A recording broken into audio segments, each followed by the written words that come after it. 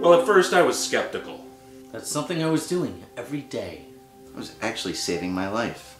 And you can do it anywhere. I got into it. Really into it.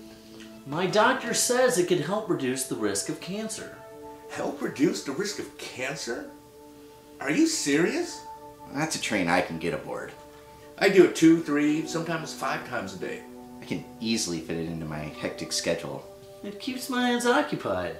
Healthy choices, healthy lifestyle. I sleep better at night. I'm healthier now.